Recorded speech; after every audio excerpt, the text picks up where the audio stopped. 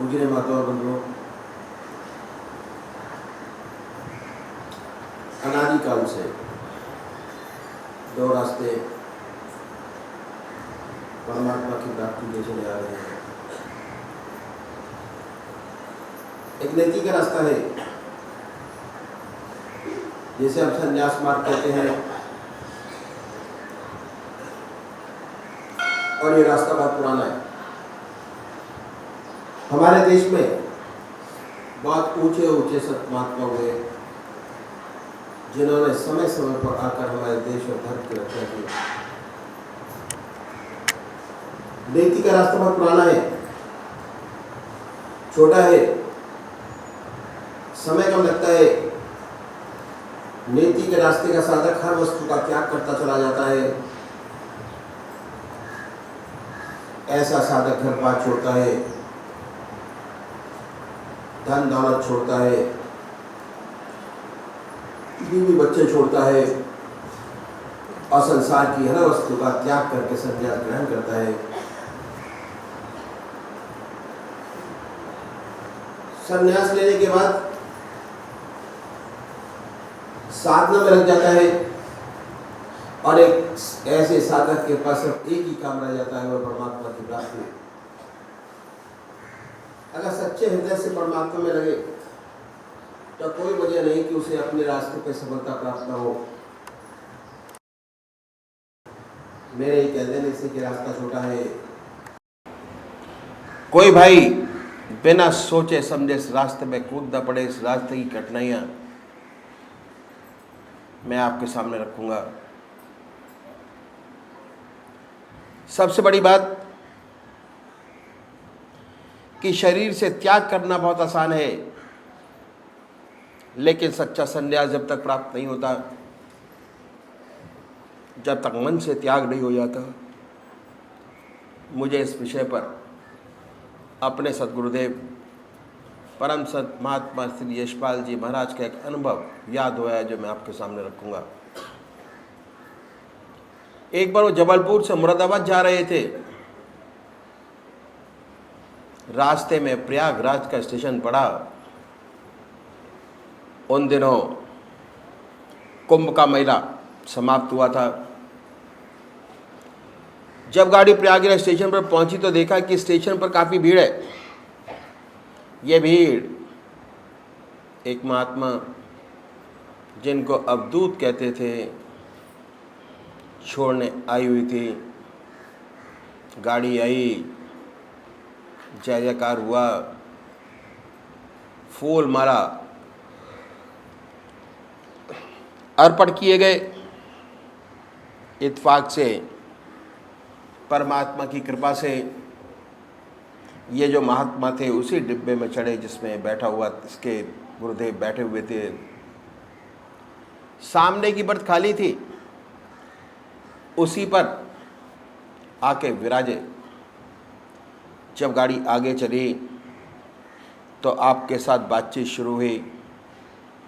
इस बातचीत के दौरान गुरुदेव जी ने आपसे एक प्रश्न किया, और ये था कि आपको सन्यास लिए कितना समय हो गया? उत्तर मिला 14 वर्ष। बातचीत में दूसरा प्रश्न कि महाराज आप बाल ब्रह्मचारी हैं या जब सन्यास लिया तो गृहस्थी थे? उन्होंने उत्तर दिया मैं गृहस्थी था, मेरे स्त्री और बच्चे थे। बातचीत होती रही।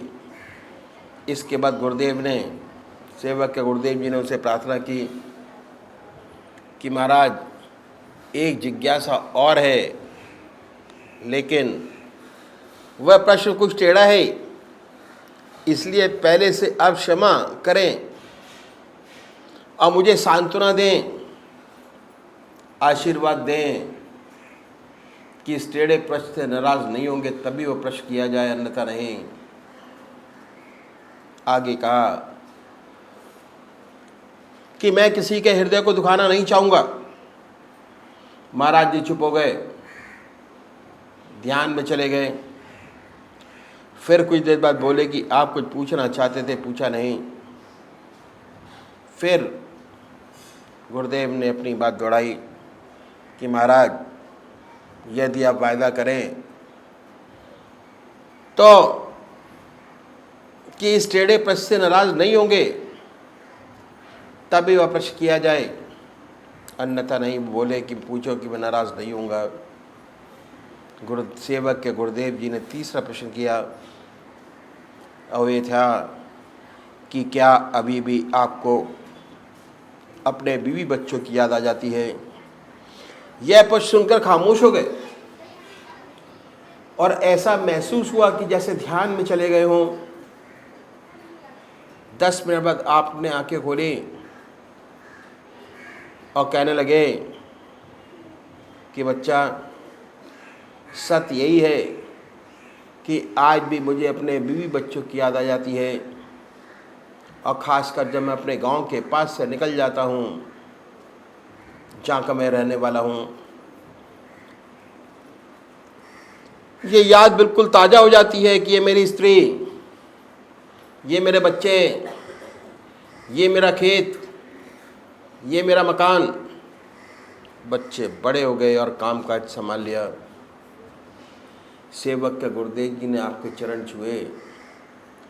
वाकई में आप बहुत ऊंचे महात्मा थे, अवधूत थे, कोई शक नहीं, क्योंकि आश्रम संन्यास लेते ही आश्रम बदल जाता है और संन्यास के अपने यम नियम हैं।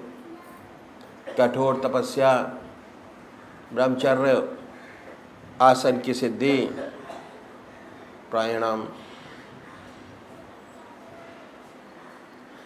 शरीर से तो त्याग हो गया, लेकिन मन से त्याग करने में बड़ा समय लगता है। दूसरी बात क्या है कि त्याग का बड़ा अहंकार होता है।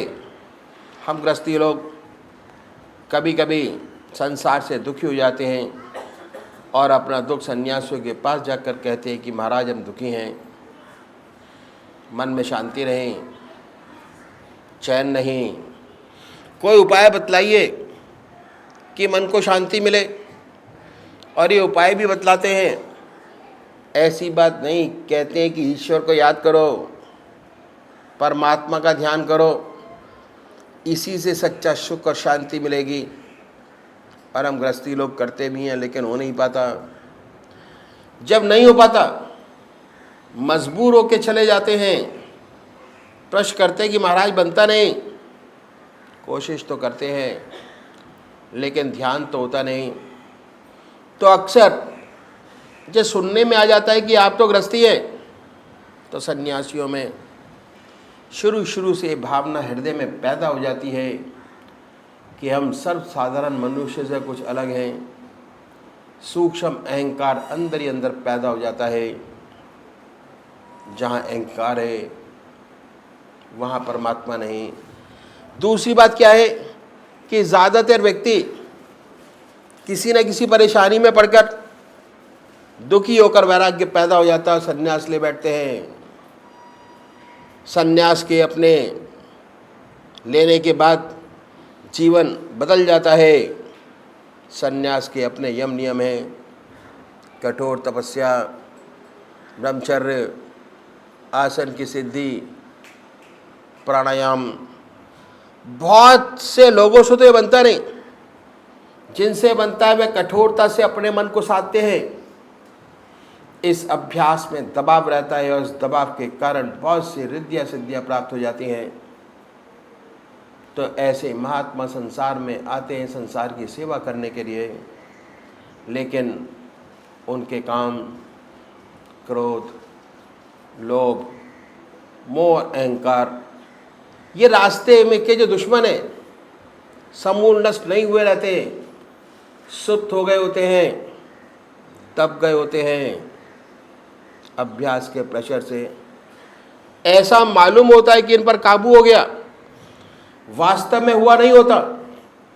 जब ये संसार में आते हैं और सांसारिक वस्तुओं से संपर्क होता है तो सुनाई पड़ता है कि विख्यात महात्मा थे। बहुत सी ऐसी अनहोनी बातें सुनाई पड़ती हैं। तो वजह यही है कि जब तक परमात्मा की सच्ची प्राप्ति नहीं हो जाती, तब तक काम, क्रोध, लोभ, मोह और अहंकार से छुटकारा नहीं मिलता। जिन्हें परमात्मा की प्राप्ति हो जाती है उनके मित्र बन जाते हैं, उनका इन पर नियंत्रण हो जाता है। ऐसा कोई उच्च कोटि का विरला होता है, और जो ऐसा होता है वह संसार का बड़ा कल्याण करता है, संसार से उसको बड़ा लाभ होता है। इस अभ्यास में दबाव शुरू से ही शामिल है। जैसे यदि कि स्प्रिंग को दबा कर रखें, जब तक आप दाबे हैं, दबा है, हाथ से छूटा, कहीं पर भी मार कर सकता है, मुंह पर लग जाए, माथे पर लग जाए, बिल्कुल यही दशा होती है। इस अभ्यास में शुरू से ही दबाव है, और हर दबाव का रिएक्शन साथ साथ सामने आ जाता है। ये सारी बातें हैं, इन सबको सोच समझकर संन्यास के रास्ते में कदम रखना चाहिए। और ख़ासकर उन लोगों को जिनकी शादी हो गई है, जो गृहस्थ आश्रम में प्रवेश कर गए हैं, उन्हें तो संन्यास की बात कभी सोचनी नहीं चाहिए।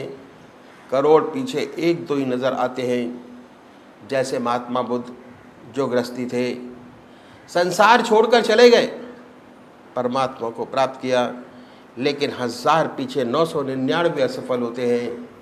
न उनकी दुनिया रहती है न दीन।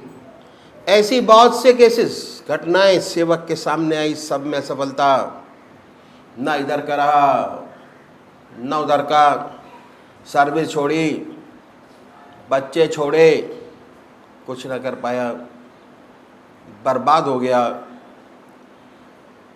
तो जिन्होंने गृहस्थ आश्रम में पदार्पण कर लिया है, उन्हें 1000 बार सोचना चाहिए कि उनके लिए ये रास्ता नहीं है। जो बाल ब्रह्मचारी है और जिसका जन्म से ही संस्कार बहुत ऊंचा है, उनकी बात तो अलग है। उनके लिए तो संन्यास से बढ़कर कोई दूसरा रास्ता नहीं होगा। ऐसा व्यक्ति इस रास्ते में बहुत चमकेगा और करोड़ों का भला करेगा। ऐसी हमारा धारणा हो गई है कि हमारे पास कोई रास्ता नहीं। बहुतों की ये धारणा है, और बहुतों की ये धारणा है कि 55 से 58 साल तक तो अपना काम करें, 58 साल के बाद जब रिटायर हो जाएंगे तब भगवान का नाम लेंगे। बहुत बड़ी भूल है। 58 साल के बाद रिटायर हो जाने पर कुछ नहीं होता, तब भगवान का नाम नहीं लिया जा सकता। आदतें इतनी मजबूत हो जाती हैं कि आप बदल नहीं सकेंगे। शरीर भी जवाब देने लग जाता है, आप बैठ नहीं सकेंगे। ध्यान करने की बात तो अलग रही। तो ये भावना जो हमारे अंदर आ गई है बड़ी गलत है। अधिकतर लोगों की ये भावना है कि 58 साल के बाद पूजा पाठ करेंगे, परमात्मा का नाम लेंगे। अभी से भगवान का नाम लेकर क्या करना, बहुत गलत है। फिर नहीं होगा।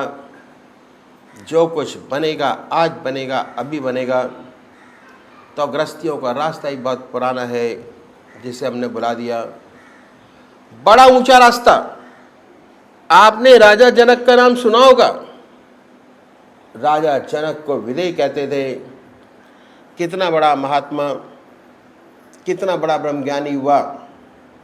उसके ज़माने के महर्षि अपने शिष्यों को उनके पास भेजते थे परीक्षा के लिए कि राजा जनक कह दे ब्रह्मज्ञानी है तो है, नहीं तो नहीं। वह राजा था। राज का कितना कार्यभार उनके ऊपर था, कितनी जिम्मेदारियां थी। उन सब जिम्मेदारियों को भली भांति निभाते हुए इतना ऊंचा ब्रह्मज्ञानी, और हमारे आपके पास तो जिम्मेदारियां बहुत कम हैं। जब एक राजा ब्रह्मज्ञानी हो सकता है तो आप हम क्यों नहीं हो सकते? ज़रूर हो सकते हैं। तो ये रास्ता भी बहुत पुराना है जो मैं आपके सामने रखूँगा। इसे कहते हैं इतिमार। इस रास्ते में हम अपने जीवन में एक चीज़ बढ़ाते हैं, घटाते नहीं। अब वो क्या है? एक चीज़ बढ़ाते हैं और वो है परमात्मा का नाम। भगवान का नाम। और परमात्मा का नाम ऐसी बड़ी ज्योति है, अगर सच्चे तरीके से हृदय में जागृत हो जाए, अंधेरे को अपने आप दूर करती चली जाती है। लाइट आई, अंधेरा गया। वाल्मीकि महर्षि उल्टा राम जपते जपते इतने ऊंचे महर्षि हुए कि उन्होंने रामायण पहले लिख दी, घटना बाद में घटी। ऐसा प्रकाश है, ऐसा उजाला है, अगर सच्चे तरीके से हृदय में जागृत हो जाए तो अंधेरे को अपने आप दूर करता चला जाता है। तो छोड़ना कुछ नहीं है, जो आज आपकी ज़िंदगी है उसमें एक चीज़ बढ़ाइए। इस रास्ते पे चलने वाले जो हमारे सद्गुरु हुए, एक के पीछे एक, उन्होंने परमात्मा को पाने के लिए, जीवन मुक्त अवस्था प्राप्त करने के लिए अपनी ज़िंदगी में बड़े कष्ट उठाए। उनकी ज़िंदगी बड़ी कठोर थी। बड़ी कठिनाइयों में रहते हुए इस विद्या को न केवल उन्होंने प्राप्त किया, बल्कि हमारे लिए गुर छोड़ गए, अपनी ज़िंदगी में जीवन मुक्त अवस्था प्राप्त की। जीवन मुक्त अवस्था प्राप्त करना हमारा लक्ष्य है। चाहे हम सन्यासी हो, चाहे हम गृहस्थी हो, चाहे किसी भी तरीके से क्यों ना जीवन मुक्त अवस्था प्राप्त करें, ज्ञान मार्ग से, कर्म से, ध्यान से, सन्यास से, गृहस्थ से जीवन मुक्त अवस्था प्राप्त किए प्राणी में दो बात विशेष पैदा हो जाती है। पहला, निरंतर परमात्मा की याद, चलते फिरते भगवान का ध्यान निरंतर बना रहता है। खाते पीते, सोते जागते, संसार का हर व्यवहार करते ईश्वर की याद बनी रहती है। दूसरी बात ये कि उसके कर्म निष्काम कर्म हो जाते हैं, अहम निकल जाता है। ये दो बातें हैं, उसे स्थिर कहिए, जीवन मुक्त कहिए में पैदा हो जाती हैं। अब देखना ये है कि इसी दुनिया में रहते हुए, इसी संसार के सब काम करते हुए कैसे 24 घंटे का ध्यान बने, कैसे उस परमात्मा का ध्यान बने, कैसे में निष्काम कर्म करने की आदत बन जाए। इन संतों ने, इन सद्गुरुओं ने, जिन्होंने अपने जीवन काल में जीवन अवस्था प्राप्त की, हमारे लिए कुछ गुर छोड़ गए। अगर हम इन गुरों को अपनाएं तो हमारा रास्ता भी आसानी से तय हो जाए। हर व्यक्ति अपनी संतान के लिए गुर छोड़ जाता है। एक व्यापारी है, अपनी संतान के लिए गुर छोड़ जाता है, उसकी संतान को अधिक कष्ट नहीं उठाना पड़ता। एक डॉक्टर है, अगर उसका लड़का डॉक्टर है, वह उसके लिए गुर छोड़ जाता है, उसको अपना क्लिनिक चलाने में दिक्कत नहीं आती। इंजीनियर है, अपने बच्चों के लिए गुर छोड़ जाता है। इस तरह हमारे सिलसिले के जो संत महात्मा हुए, ये कुछ गुर छोड़ गए।